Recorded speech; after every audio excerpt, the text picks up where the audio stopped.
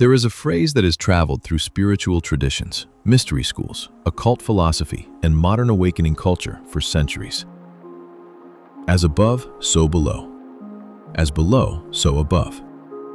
Many people have heard it, many people repeat it, but very few stop long enough to truly understand what it means. This phrase is not simply a poetic sentence, it is the heart of the Hermetic Principle of Correspondence. In the Kybalion, this principle teaches that there is always a correspondence between the laws and phenomena of the different planes of being and life. It says that what happens on one level of reality can reveal something about another level. The visible can help us understand the invisible. The lower can reflect the higher. The inner can mirror the outer. This is why the phrase is so powerful. It tells us that reality is not random chaos. Reality is patterned. It is mirrored. It repeats itself in different forms across different levels of existence. The same principles that operate in the cosmos may also be reflected in the human being. The same rhythm that moves the seasons may be reflected in the emotional cycles of a person. The same order found in nature may appear inside the mind. The same conflict seen outside may reveal conflict within. But this principle must be understood carefully. It does not mean that everything is literally the same. It does not mean we should force meaning onto everything. It means that there are analogies, reflections, harmonies, and repeating patterns between different planes. The ancient seeker did not look at the stars only to predict events. They looked at the stars to understand order. They looked at nature to understand life. They looked at the body to understand the soul. They looked at the outer world to understand the inner world. Because to the awakened mind, life is not silent. Life is constantly reflecting. And once you understand correspondence, the world begins to feel less like a collection of disconnected events and more like a sacred language, a language written in patterns. To understand correspondence, we need to understand one very important idea. Hermetic teaching does not see existence as only one flat layer. It speaks of planes: the physical plane, the mental plane, the spiritual plane. These planes are not separate in the way rooms are separate. They are levels of expression, different degrees of the same greater reality. A thought may begin on the mental plane. An emotion may give it force. An action may bring it into the physical plane. And eventually, that action becomes a visible event. This is correspondence in motion. The inner becomes outer. The invisible becomes visible. The subtle becomes dense. And the reverse is also true. A physical event can reveal a mental pattern. A repeated conflict can reveal an inner wound. A bodily tension can reveal an emotional truth. A recurring life situation can reveal a belief that has not yet been brought into awareness. This is why correspondence is such an important tool. It teaches us that we can study one level to understand another. The Kybalion says that the principle allows the student to reason intelligently from the known to the unknown. That means we do not need to understand everything at once. We begin where we are. We study what we can see. Then we look for what it reflects. If my environment is chaotic, what inner pattern may correspond to that? If my body is tense, what emotional signal might be present? If my relationships repeat the same lesson, what unseen belief might be attracting or tolerating the pattern? If my mind is scattered, what physical habits are reinforcing it? This principle turns ordinary life into a field of study. Nothing is meaningless too quickly. Nothing is dismissed too casually. Everything becomes a possible doorway into deeper understanding. The wise person does not only ask, "What happened?" They ask, "What does this correspond to?" That one question changes the entire way we live. Once you begin to understand correspondence, you start seeing patterns everywhere. Look at nature. The branches of trees resemble lightning. River systems resemble blood vessels. The spiral of a shell resembles the spiral of galaxies. The rhythm of day and night resembles the rhythm of waking and sleeping. The seasons reflect birth, growth, release, and rest. This does not mean that all these things are literally identical.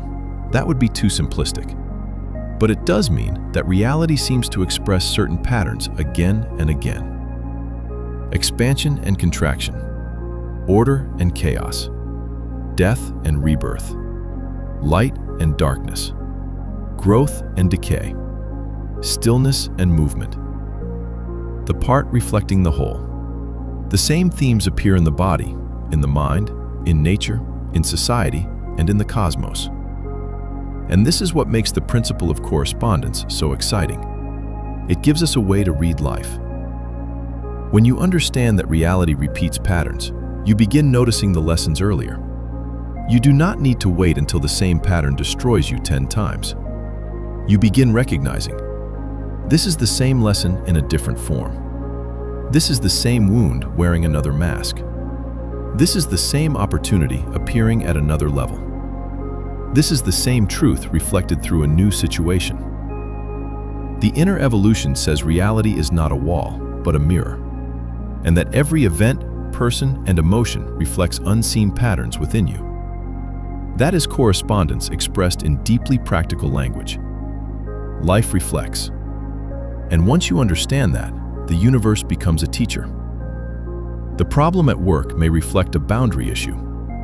The tension in the body may reflect an unspoken emotion. The conflict in the relationship may reflect an inner contradiction. The obstacle in the outer world may reflect a lesson in patience, clarity, or self-respect. The awakened person begins to live differently because they stop seeing patterns as random punishment. They begin seeing them as communication. And if you feel called to explore these universal laws more deeply, we continue these discussions inside our Telegram channel and discussion group. That is where we connect, reflect, and share deeper insights together with others who are also walking this path of awakening and understanding. If you would like to join us, you will find the invite link in the description. One of the most powerful ways to apply this principle is through the relationship between the inner world and the outer world. The inner world is thought, emotion, belief, memory, identity, vibration, expectation, and perception. The outer world is environment, behavior, relationships, circumstances, repeated experiences, and visible consequences. Correspondence teaches that these two are not completely separate. The outer world is not only happening to you, it is also being experienced through you. A chaotic mind often creates chaotic choices. A fearful inner world often sees threats everywhere. A resentful inner state notices insult more quickly than opportunity. A person who feels unworthy may tolerate situations that confirm that wound. A peaceful mind can move through the same event with completely different meaning. This does not mean everything outside is your fault. That is not wisdom. That is spiritual immaturity. The world is complex. Other people have free will. Systems exist. Circumstances matter. But correspondence teaches that your inner state participates in your experience. It shapes what you see, how you interpret, what you choose, what you repeat, and what you become available to. This is why inner work is so powerful. When you change the inner pattern, the outer response often begins to change. Not always instantly, not always dramatically, but steadily. You stop tolerating what once felt normal. You stop reacting where you once exploded. You stop seeking approval where you once abandoned yourself. You stop feeding the same emotional identity. And as the inner pattern changes, the outer mirror eventually has to show something different. This is why the inner evolution says the universe mirrors your beliefs through circumstance, your emotions through experience, and your focus through form. The outer world becomes a sacred mirror, and the question becomes, what is my life reflecting back to me right now? That question is not always comfortable, but it is liberating. Because the moment you understand reflection, you stop being only a victim of the image. You begin becoming conscious of the source. The body is one of the clearest places where correspondence can be observed. The body reflects. Stress changes breathing. Fear tightens muscles. Grief can feel heavy in the chest. Shame may lower the posture. Anger may harden the jaw. Anxiety may disturb the stomach. Peace softens the body. Confidence changes movement. Presence changes the eyes, the voice, and the rhythm of speech. The body often reveals what the conscious mind tries to hide. This does not mean every physical issue has a simple emotional cause. We must be careful and mature. The body is physical, biological, environmental, and complex. But it is also deeply connected to mind and emotion. The body listens to consciousness. If you live in constant fear, the body eventually carries that fear. If you live in resentment, the body may become contracted. If you live in pressure without release, the body may start speaking through exhaustion. The body becomes a mirror because the human being is not divided into separate parts. Mind, emotion, body, and spirit are one living system. So when applying correspondence, we can ask, what is my body showing me? Where am I holding tension? What emotion keeps returning through the body? What part of me needs rest, truth, expression, or release? What am I carrying that was never meant to stay inside me? This is a deeply practical way to use the principle. You do not need to wait for mystical visions. You can begin with your breath. Is it shallow? Is it free? Is it held? You can begin with your posture. Is your body protecting, collapsing, opening, resisting? You can begin with your energy. Do you feel scattered, heavy, clear, present? The body is constantly speaking. And when you learn to listen, you begin to understand that healing is not only fixing symptoms, it is restoring harmony between the planes of your being. As above, so below. As within, so throughout the body. Relationships are one of the most powerful mirrors in human life. They reveal what meditation alone may never expose. Some people reveal our love, some reveal our wounds, some reveal our boundaries, some reveal our fear of rejection, some reveal our need for control, some reveal our avoidance. Some reveal the parts of ourselves we have not yet accepted. This is why relationships can be so intense. They are not only emotional experiences, they are mirrors of consciousness. A person may think they are peaceful until a relationship exposes anger. They may think they are healed until intimacy exposes fear. They may think they have self-worth until they keep choosing people who confirm the opposite. They may think they are free until someone's approval becomes their prison. Correspondence asks us to look deeper, not to blame ourselves, not to blame others, but to read the reflection. Instead of asking only, why is this person like this? We ask, what is this interaction revealing? What pattern is repeating? What am I projecting? What am I avoiding? What boundary is being shown? What lesson keeps returning through different faces? This is not an excuse to tolerate harm. If someone is abusive, manipulative, or destructive, the lesson may be to leave, protect yourself, and choose differently. Correspondence does not mean accepting everything. It means learning from everything.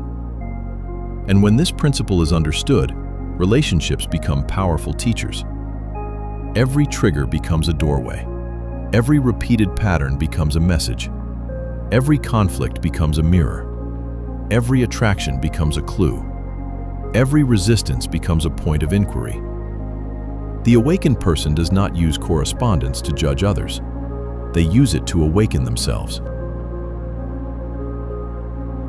Nature may be the greatest visible book of correspondence. The seasons teach cycles. Spring teaches emergence. Summer teaches expression. Autumn teaches release. Winter teaches rest. The seed teaches hidden potential. The tree teaches rooted growth. The river teaches movement.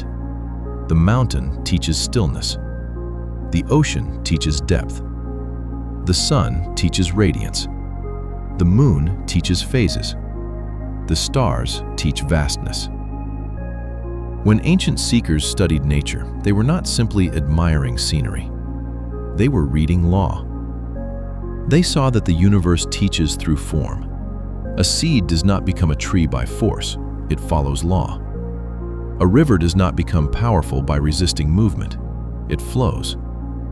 The moon does not shame itself for changing phases, it completes its cycle. The tree does not rush its fruit, it grows in season. And all of this corresponds to human life. There are seasons of action and seasons of rest. There are times to expand and times to withdraw. There are moments to speak and moments to listen. There are periods of growth that look invisible because the roots are forming underground. This is why modern life becomes so painful for many people. It disconnects them from natural rhythm and then demands constant productivity. But nature reminds us, life is cyclic. Growth is patterned. Rest is not failure. Darkness is not the end. Release prepares renewal. When we return to nature, we return to a living classroom. The outer world begins teaching the inner world how to breathe again. And if these teachings resonate with you, we go deeper into universal laws inside our Telegram channel and discussion group. It is a space where we reflect together, share insights, and explore these principles beyond the video. If you feel called to join us, the invite link is in the description.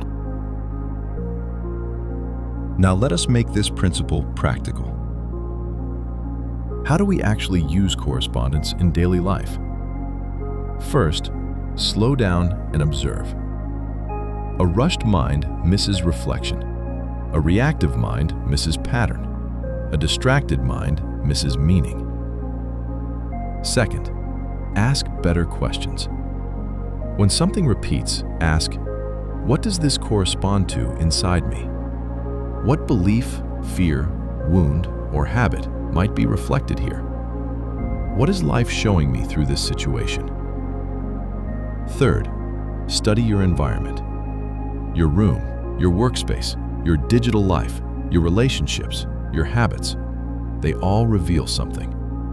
A cluttered environment may reflect a cluttered inner state. A neglected space may reflect neglected energy. A peaceful space can support a peaceful mind. Fourth, study your body. Where is tension? Where is heaviness? Where is contraction? Where is energy flowing freely? Fifth, study your relationships. What type of people do you repeatedly attract? What roles do you keep playing? Where do you overgive? Where do you avoid truth? Where do you abandon your own center? Sixth, study nature. Let the world teach you without words. A delay may teach patience. A storm may teach release. A seed may teach trust.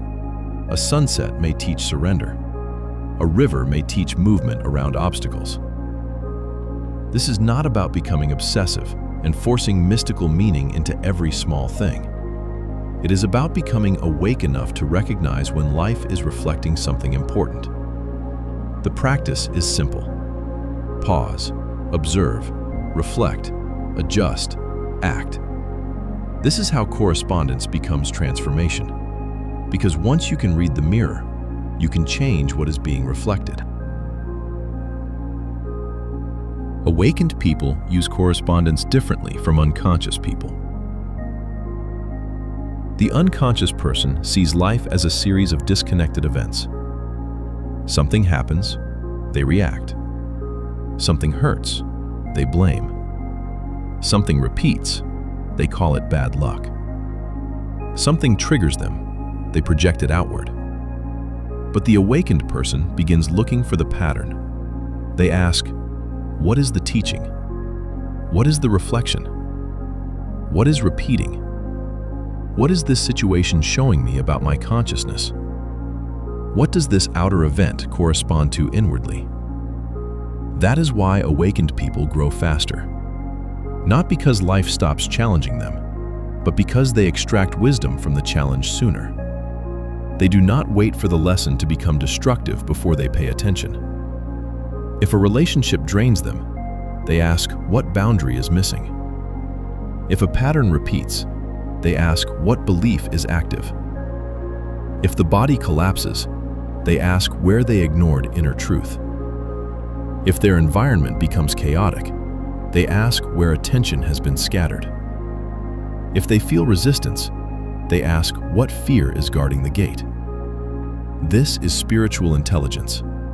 It is not superstition. It is conscious pattern recognition. The inner evolution says that the practice of reflection begins by pausing and noticing what the world is showing, what emotion it reflects, and what belief it exposes.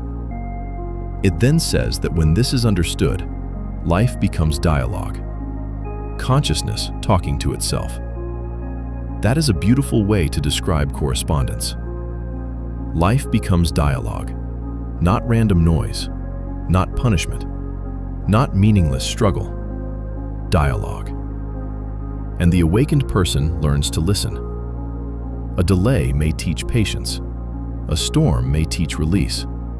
A seed may teach trust. A sunset may teach surrender. A river may teach movement around obstacles.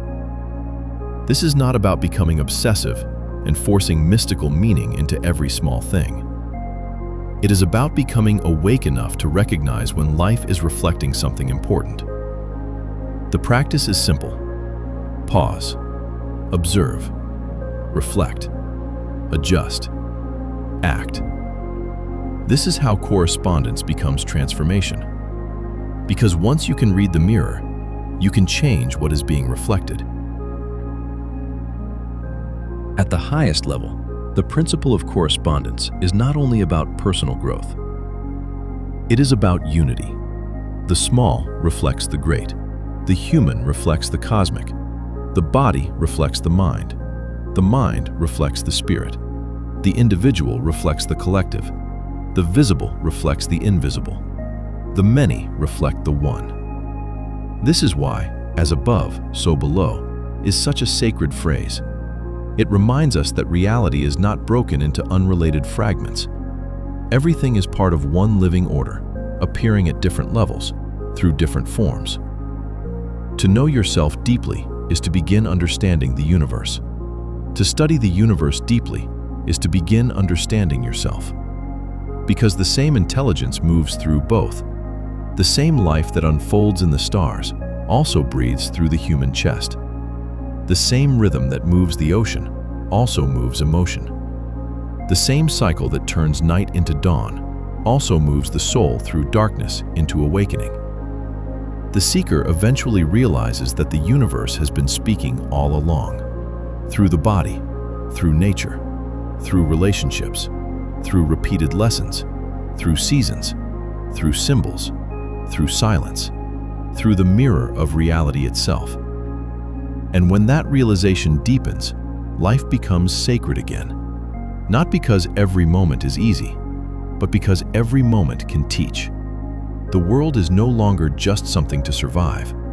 It becomes something to read, something to honor, something to participate in consciously. And if you feel called to continue exploring these universal laws with us, we go much deeper inside our Telegram channel and discussion group. That is where we share insights, reflect together, and continue these conversations beyond the video. If you would like to join us, the invite link is in the description. When you truly understand correspondence, you stop seeing life as disconnected events. You begin to see reality as a sacred mirror. The above reflected below, the within reflected without, and the one speaking through all things.